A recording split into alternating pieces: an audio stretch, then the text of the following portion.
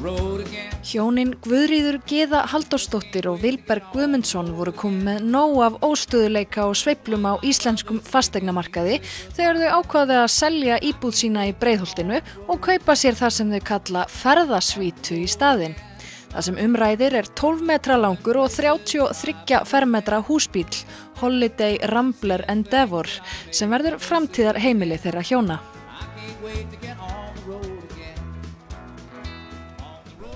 Við fengum reyndar þessa hugmynd út í Ameríku þegar við vorum páskana 2014.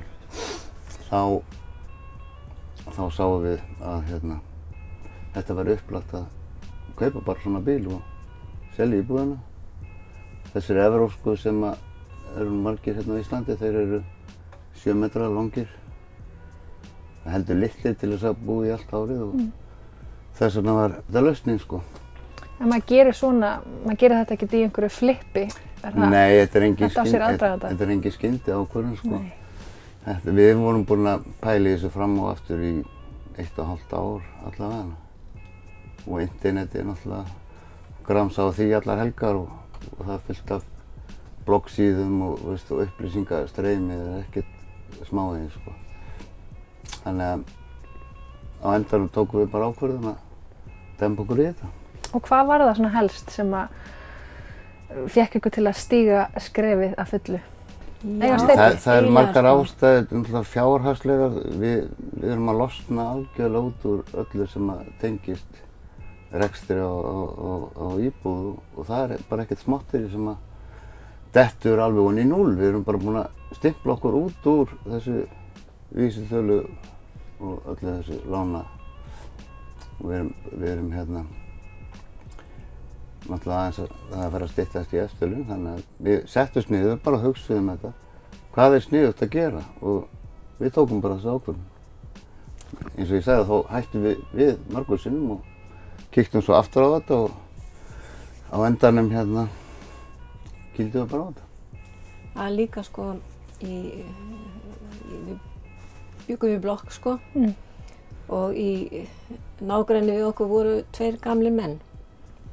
Og bara ekki einyrkjar en þeir byggu þetta með konuna sínum en þeir sögðu líka sko allur okkar ellilífeyrir fer meira eða minna í að borga af borgunarhúsinu, hússjóð og allt þetta sem tengist fasteignagjöld og slíkt. Það er ekkert eftir, við eigum fyrir að borða jú, en það er ekkert eftir til þess að ferðast fyrir, að gera neitt fyrir.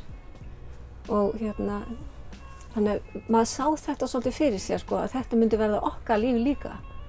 Þannig að við ákveðum að gera þetta svona, náttúrulega á löngum tíma, að gera þetta svona og hafa þá möguleika á að eiga pening til þess að ferðast fyrir.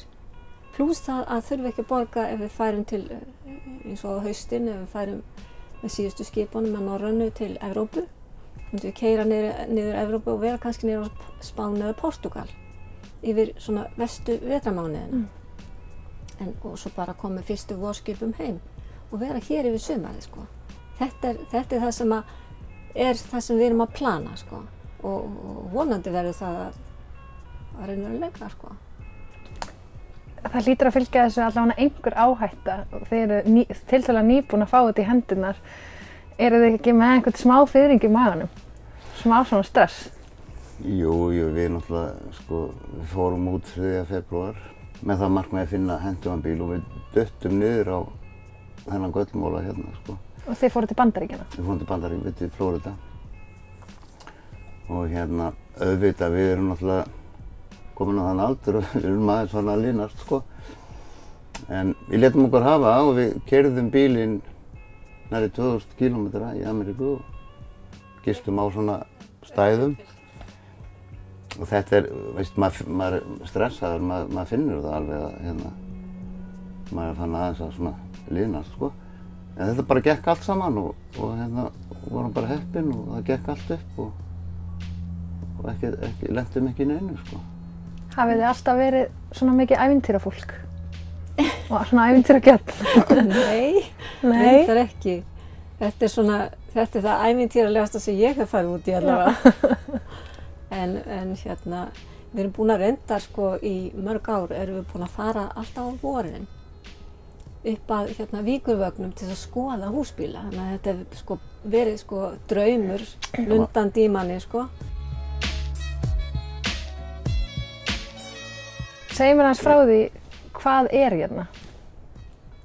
Sko það er í rauninni allt til alls. Það eru margir hitamöguleikar og við erum með tvöfaldan amerískan húsbíl. Við erum með flatskjá hér og annan inni. Þú meina hérna tvöfaldan ískáp meinarðu? Já, sagði ekki. Þú sagði húsbíl. Svo erum við þvottavél og fuskara líka. Þegar við erum búin að stækka hann hérna með þessu slæti sem gengur hér út þá er hann 33 fermetrar sko bíllinn. Já, þannig að þetta er bara stúdíóíbúð. Þetta er nánast eins og stúdíóíbúð og við finnum það, við erum búin að búa í honum hér núna í 10 daga. Plássið er alveg feikinn og okkur líður bara svakalega vel. Fjárhagslega erum við bara að skera niður alveg svakalega. Og hérna, það er náttúrulega nokkra ástæður líka.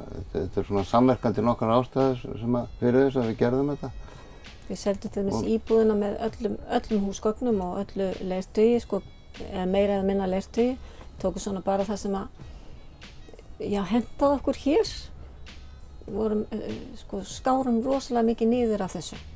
Því þú tekur ekki sófasetti með þér inn í þennan bíl. Það er bara alltaf staðnum. Þannig að þeir eru nægjusamari? Ég hugsa að mann verið nægjusamari. Ég held að hann var allir gott að því að minnka þetta svona veraldlega dótari, sko. Já, við hentum og helling og gáfum líka helling, sko. Ég hefði til dæmis gjarnan viljað hafa hérna verundina mína sem var með. En þú tekur hann ekkert með þér, ég hef bara hérna fína verund hérna úti. Já, ég ætla að segja að það er ágætt verund hérna fyrir utan og breytileg. Já, og breytileg, já, gott. Og þið fullt af barnabörnum. 12 barnabörn. Eru þau ekki spennt að fá að prófa? Þau eru öll búin að bóka sig, sko, í ferð. Já, í fyrir ferð. Já. Og nóg pláss til að sofa, sko. Hér er svefnsófi sem við sitjum í.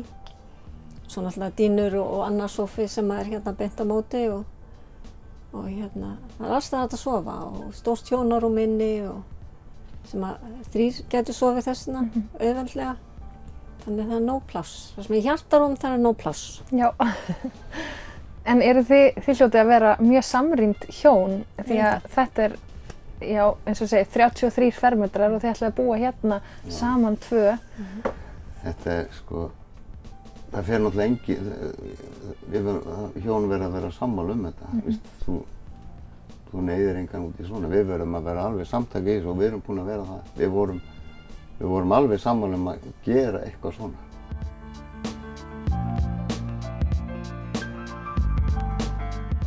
Við erum bæði ættuð af Vestfjörðum, þannig að sko, svo þar árin færast yfir að það er eitthvað sem tosar aðeins í mann, sko. Maður vill fara svolítið vestur og nú er það ekkert mál, sko, þú veist. Við þurfum ekkert að borga hótel eða... Nei.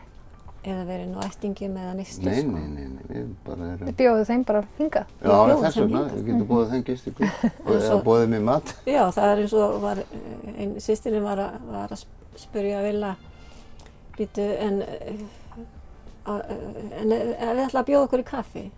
Já, þá ringið þið bara í okkur og aðtöðu hvar við verðum. Við komum þá bara með kaffi til ykkar. Já. Það er bara heimsend. Já, það er bara heimsend. Og eins og í sambandi við, sko, fjölskylda fer í tjaldútilegu, einu svona sumri, það er einu það. Og þá er alveg öruggt að fínt að fá okkur því við gleymum engu heima. Nei. Við erum bara með það á staðnum. En er fólk umburðarlynt svona þegar þið leggið þessu hliðin á litlu kúlutjaldi til dæmis?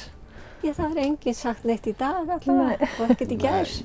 Þetta er náttúrulega svolítið óvenjulegt, svona stór bíl, sko, fólk horfir töluvert á og gefur svo að tala við okkur og við reynum svona að upplýsa fólk þetta ævintýri. Það búið komið mikið að skoða hér, fengið að skoða hérna inn, sko, fólk sem á stóra húsbíla. Þeir hafa fengið að koma og skoða og finnst þetta voða spennandi og margir sem er að spá í að gera svona hluti eins og við, en það þurfti ykkur til að ríða vaðið, sko. Já. Eru þið brautryðjendur í þessu hérna á Íslandi? Ég veit ekki neina sem að hafa selt íbúð og losa sig við allt sitt dót, svona mestu leyti, sem að þarf ekkert á að halda og flutti í svona bíl. Það getur vel að vera við sem brautryðjendur þar. Svo þegar maður að hugsa þetta, það svona, það kemur upp í hugan svona alls konar pælingar, sko. Ef maður dreifir kostnaðinum af rekstur íbúðar á fermetrana. Það tók ég geymsluna sem dæmi. Við erum búin að búa í þessari íbúð í 7 ár. Og ég reiknaði út, sko, hvað erum við búin að borga af geymslunni mikið í 7 ár. Það er rúm 1 milljón. Og þú fer kannski Við förum að inn í desember og náum jólaskreytum, förum með það aftur inn í janúar og síðan erum við að borga á 7 árum 1200.000 fyrir þessa fermetra til að geyma eitthvað drast sem við notum aldrei. Þetta er svona, maður veltir upp svona alls konar, þegar maður fer að pæli í þessu og kafi í málið, þá er svona skondið sem kemur upp, sko. Eins og þetta til dæmis að hérna, fólk er að tala já en geymslan, geymir það ekki fullt af minningum?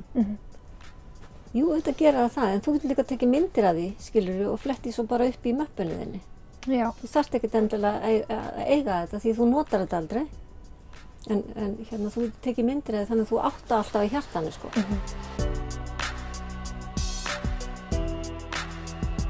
Sko, mér finnst þetta þjóðfélag, þetta snýst svolítið mikið orðið einhver úrræði. Og úrræði fyrir þetta og úrræði fyrir hitt og ég heyrði daginn eitt orð svona, kannski er það nýyrði, ég veit það ekki, en þetta flokkast kannski til búsetuúrræði, sko. Já. Að stimpla þessu út úr hinu og breyta til og gera eitthvað svona. En þið hljóti líka að þurfa að breyta aðeins ykkar svona neysluvenjum. Þið eruð ekkert að fara að kaupa ykkur neitt rosalega mikið að dóti heldur því að þið komið því ekkert fyrir hér. Nei, það er allt á staðnum þannig við þurfum ekki meira. Það er bara nægjusemi. Við getum farið í IKEA og labbað í gegn, sko, en við þurfum ekkert að kaupa neitt, sko, nema kertið eða eitthvað. Kannski kjötbollur. Kannski nokkra hillur, sko. Þetta er alltaf að koma hjá okkur. Er komið nafn á húsbílinn? Það mun heita Júpíter. Júpíter. Og hvaðan kemur sú hugmynd? Sú er svolítið skondin vegna þess að bróðir Villa, hann er mannfræðingur og tók stjörnufræði með. Og þegar stóð til að við færum að kaupa hana bíl eða færum að athuga hana bíl, þá gerði hann stjörnukost fyrir okkur. Já. Og hann sagði okkur það að Júpíter myndi stjórna ferðinni hjá okkur og myndi kikka áfram því sem þurfti að gera. Og það var eins og í Bandaríkjunum, það var alveg hindi svo að það stæðist hjá honum því að það var svona ýmsir hlutir sem gengur bara ekki upp og þeir gengur bara ekki upp þangað við fundum þennan. Það var einu sinni sem við lentum í svona umferðarteppu, virkilegri, sko. Út í Bandaríkjunum sem við voru að flytja. Já, það var eftir að við fórum og borguðum inn á þennan og svo vorum við alveg slök eftir það náttúrulega og hérna keyrðum eftir sama bíl örugglega í klukkutíma, bara fetið, sko. Og svo hérna rek ég augun í númerið á bílnum og þá stendur JPT. Nei. Er það ekki Júpíter eða? Það var eins og verður að segja bara, hæ, ég er hérna þá. Þannig að þetta var bara að skrifa í stjörnunar. Já, okkur fannst að það væri einhver svona, það var einhver aðstoð okkur, sko. Og kvöldin sáum við eina stjörnu á lofti, Júpíter er náttúrulega skærist, sko. Hún var alltaf þarna uppi og maður svona gjóaði augunum upp svona annars leiðið, sko. Þegar við kvöddum Gyðu og Vilberg voru þau að leggja af stað í ferð með börnum og barnabörnum í Ásbyrgi og margar fleiri ferðir eru skipulagðar í sumar. Í vetur verður Júpíter hins vegar lagt á fallegum og skjólgóðum stað í Mosfellsdalnum þar sem hjónin ætla að búa og leggja á ráðin næstu ævintýraferðir.